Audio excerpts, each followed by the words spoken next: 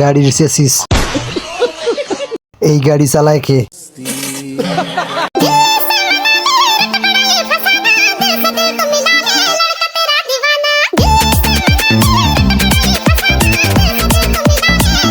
৳5, 2টা ডাব সব মিলিয়ে 7 আপ। গাড়িটা পুরো 6 সিলিন্ডার ইঞ্জিন।